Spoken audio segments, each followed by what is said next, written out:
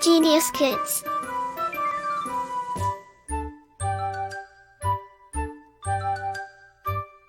Cultivating love for learning. Lesson 17. The Ambassador's Disguise. Many years ago, in the palace of Vladimir, a great Russian prince of Kiev, all the nobles were boasting. One noble boasted of his strength, another showed off his wisdom. Others boasted of their wealth or their trusted horses. One noble, Steva Godinovich, said nothing at all. He sat with a dreamy look on his face. Prince Vladimir noticed this and asked, "Why are you silent, Steva? Do you have nothing to say?" "Great prince," replied Steva, "I have nothing to boast of except my wife, Katrina.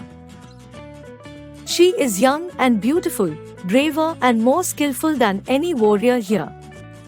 She can shoot with a bow, sing like a nightingale, and enchant everyone with her harp. And no one here will ever beat her at chess." "Is that so?" interrupted the prince. "Yes, indeed, great prince," replied Steva. "She could easily defeat all your nobles. And, pardon me for saying so, great prince, but you are no match for her either." The prince became very angry when he heard this. He glared at Steva and said, "You have gone too far this time. How dare you say that I am no match for your wife?" The prince pointed a finger at Steva, and turning to one of his guards said, "Take this man away. Throw him into the dungeon. Give him oats and water, nothing more. Now go." The guard did as he was instructed. He threw Steva into a cold, dark dungeon.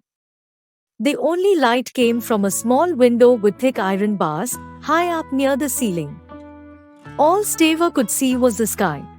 He sat on the cold stone floor feeling very sad. As night fell, Steva looked out of the window at the stars in the sky. Alas, he thought to himself, "I have served the prince for 9 years, and this is how he repays me. I am sorry I hurt the prince, but I only spoke the truth about my wife. I hope someone tells Katrina where I am." Katrina heard what had happened to her husband. She tried to visit him the following day, but the guards would not let her in. So, she thought of a plan to rescue him. Word meaning: boasting, to praise or speak highly about oneself. Dungeon, a strong underground prison. Katrina called together her band of 30 archers, 30 chess masters, and 30 musicians. She told them she needed their help to rescue her husband, and they agreed to help her. The next day Katrina got ready. She wore a suit of armor, with a helmet to cover her face. She carried a bow and some arrows, a club of steel, and a long lance. Perched on her left forearm was a hooded falcon. She mounted a tall, black horse.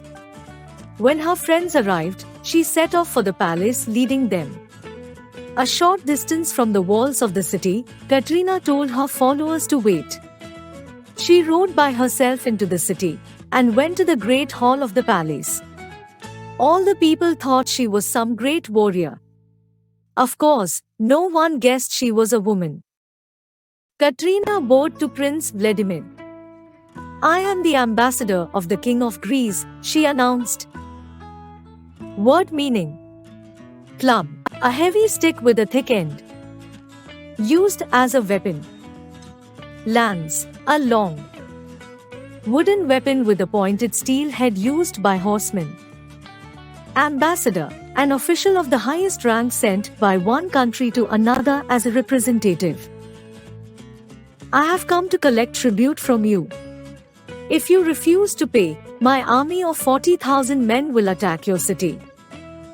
Prince Vladimir trembled with fear. "Give me time to think, Ambassador," he begged. "Time is precious," roared the ambassador. "I want your answer now." Pay the tribute or we will attack. If you cannot pay, then give me your niece, Zbava, to be my wife. The prince's niece, Zbava, was a beautiful and clever girl. The prince loved her dearly. There was nothing in the world he would do to harm her. At this time, Zbava was sitting in the great hall, watching and listening to all that was said. The prince asked her, "Beloved niece, only you can save us. What are we to do?" "Dear uncle," replied Zbava, "I obey you in all matters, but I cannot marry a woman. This ambassador is not a man but a woman. See how the ambassador talks and walks. Look at the ring marks on her delicate fingers." "You may be right," agreed the prince, "but what can we do to find out if the ambassador is a man or a woman?" A little later, Prince Vladimir spoke to the ambassador. "Dear ambassador," said the prince, "my niece likes people with great skills. I can only allow her to marry you if you can show us your skill. Come, show us if you can play the harp." A harp was brought and Katrina began to play it and sing. The nobles were enchanted with the music, but no one could tell whether the ambassador was a man or a woman. Then the prince asked the ambassador to play a game of chess. The prince was the best player in the land. He believed if the ambassador was a woman, she would lose. Much to the prince's astonishment, the ambassador won the game. The prince turned to Zbava. "This is no woman," he whispered. "I am sure she is," replied Zbava. The prince thought for a while, then said to the ambassador, "Let us now try some archery." The prince, the ambassador, and the nobles all went outside into a large courtyard. A golden ring was set up at one end, and the prince placed a steel knife behind it. First, the prince shot 3 arrows at the target. The arrows passed through the ring but did not hit the knife. Word meaning: tribute, a payment made by one ruler to another as an expression of esteem. Then the ambassador shot an arrow at the ring. The arrow hissed like a snake as it flew. It passed through the ring and cut itself into 2 against the edge of the knife. The prince was now sure that the ambassador was a man. But Zbava still did not agree with him. "I shall not marry a woman," she cried. "The ambassador may shoot arrows just like a man, but he talks, walks, and sits just like a woman." The prince became angry. "You are being silly," he said. "I order you to marry the ambassador. Go, prepare for your wedding." Zbava ran off in tears. The prince told the ambassador that his bride would be soon ready. But Katrina decided to put an end to this game. She said to the prince, "Before the wedding, let us fight each other. Let us see who is stronger."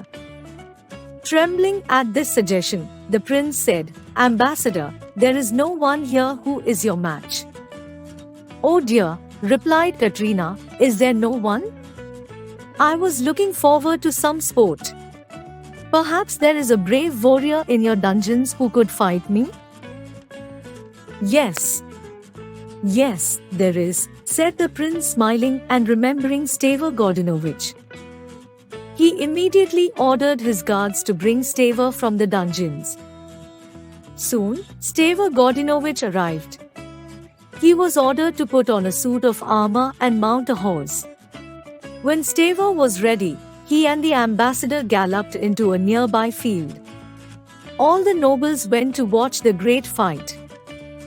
The ambassador and Stavor rode towards each other and then leapt from horse to horse. They threw their steel clubs in the air and then rode straight towards the prince. The terrible ambassador of Greece took off her helmet and threw it at the feet of the prince. Katrina's beautiful long hair fell down over her shoulders. The nobles gasped in surprise. "Great prince," laughed Katrina, "I have rescued my husband from your dungeons. You must agree, he was right to boast of my skills. Now, farewell. And laughing together, Katrina and Stavor Godinovich rode away. Like, share and subscribe.